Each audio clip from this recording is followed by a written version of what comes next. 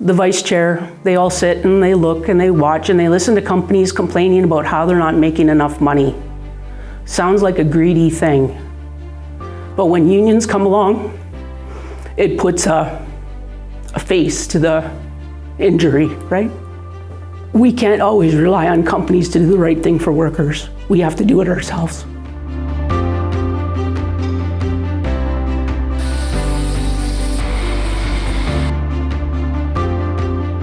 We didn't have the right as a union, as our U.S.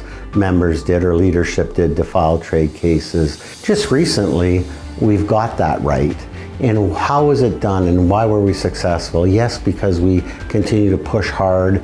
Other countries are allowed to circumvent and dump products into Canada. It hurts jobs, it hurts our collective agreement, it hurts our communities.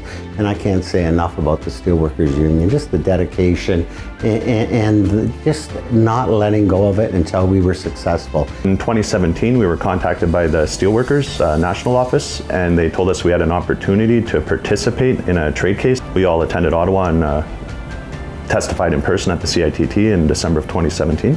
Well, when I started this role, my role as president of 5890, I never thought I'd be a political action involved in political action, but it's part of my role. I'm looking to make sure our members have jobs. The motivation for this is, our members are laid off. There's harm and injury to our members, not just to the company. That is hopefully what the government is finally seeing, is that there is more injury just to the employer. It affects our membership.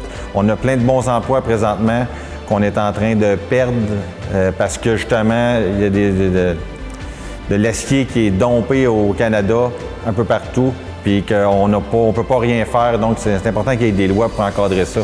Our membership is constantly in a layoff status. In my 21 years with Tenaris, we've been through 6 major layoffs, and every time there's a layoff, there's still a lot of movement in the oil patch and a lot of pipe going in the ground. It's just not Canadian-made pipe, so any opportunity we have to stop that or better it we'll take that opportunity. Well, I've testified 3 times so far, once in person and 2 times virtually. Let me tell you, the virtual ones were a lot less stressful than the in-person. But I've directly seen the effects of dumping and duties on our membership, and that really piqued my interest because it affects not just our members, but the retirees in the community.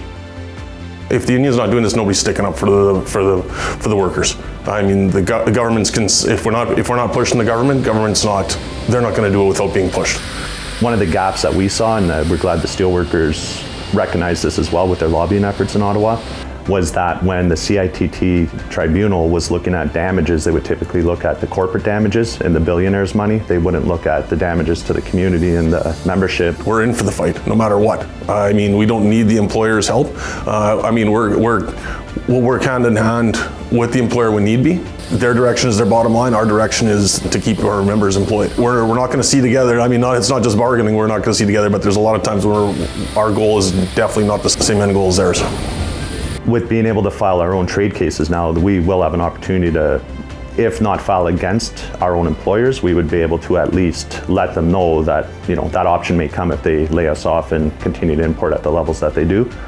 So it kind of gives us a little bit more leverage in bargaining during layoffs and different things. Qu'est-ce qui se passe? Je pense qu'on est les personnes les mieux placées pour aller expliquer au gouvernement, aller expliquer dans les trade cases aux gens qui décident, c'est quoi la bonne décision à prendre, puis c'est quoi l'impact qu'ils ont quand ils prennent des décisions d'accepter cet acier-là qui arrive partout de l'étranger. I believe that the United Steelworkers we're number 1. There is no other union that is doing what we're doing, especially to the amount that we're doing. What is a nation without a steel industry?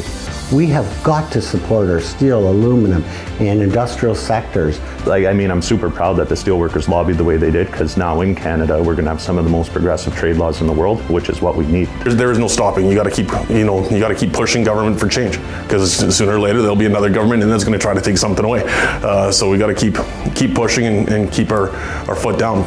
But let me assure you and all our members, the Steelworkers Union in Canada and the United States is the 800-pound gorilla in the room. Make no mistake about it.